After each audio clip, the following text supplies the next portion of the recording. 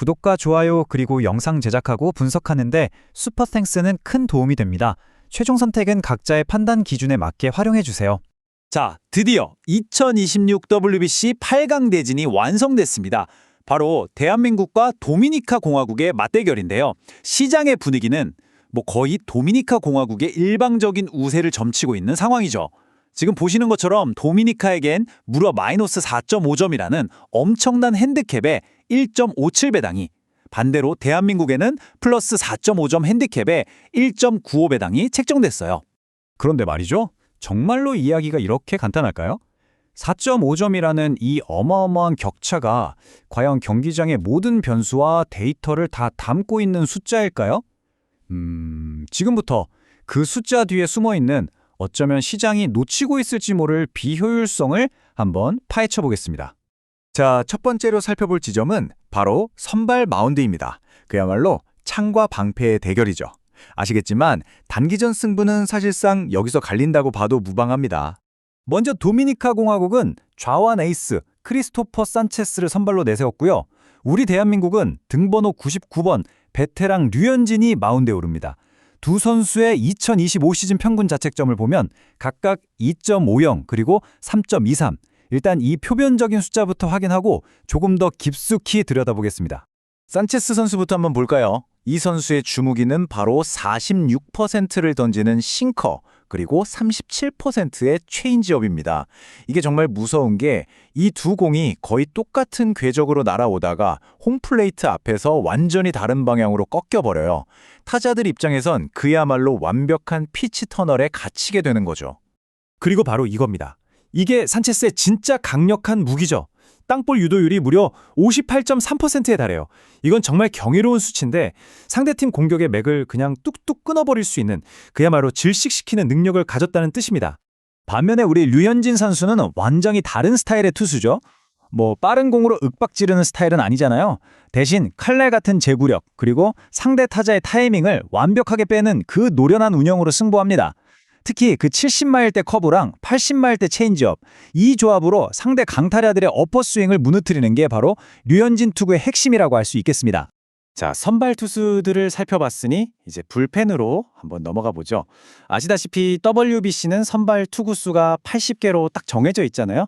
그렇기 때문에 경기 후반을 책임질 이 불펜의 역할이 정말 중요합니다. 그런데 우리 대한민국 마운드에 좀 심각한 적신호가 켜졌어요.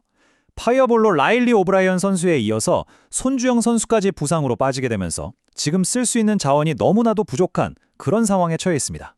이것과 완전히 대조적으로 도미니카 불펜은 이건 완벽한 상태라고 봐야죠.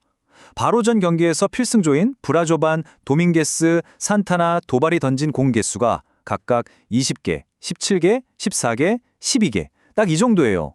체력 관리가 완벽하게 된 거죠. 그야말로 강철 요새라고 할 수 있겠습니다. 자, 마운드를 봤으니 이번엔 방망이를 한번 보죠. 양 팀의 타선을 분석해 볼 텐데요.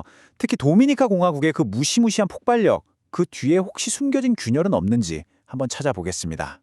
도미니카 공화국, 조별리그 성적만 보면 진짜 입이 떡 벌어집니다.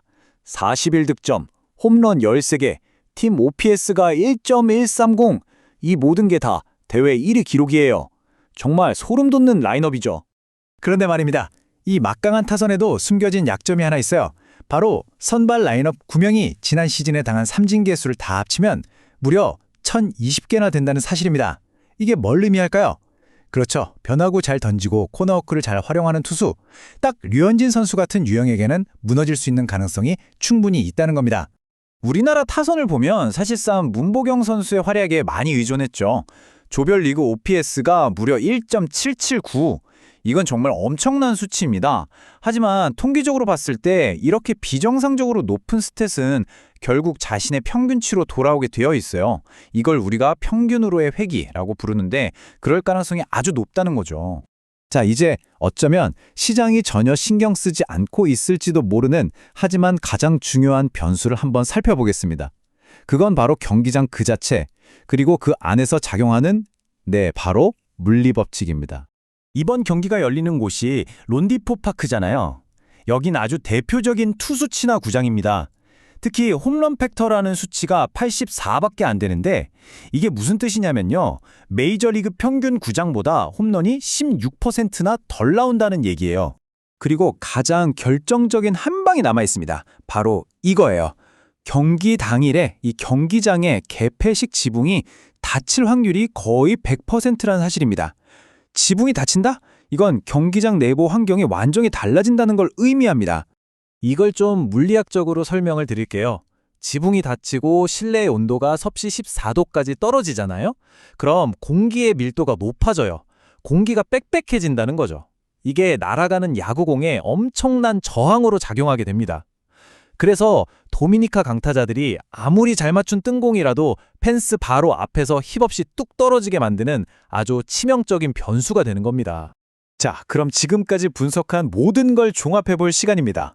선발 투수, 불펜, 타선, 그리고 이 물리법칙까지 이 모든 데이터를 모아서 최종 결론을 한번 내려보겠습니다.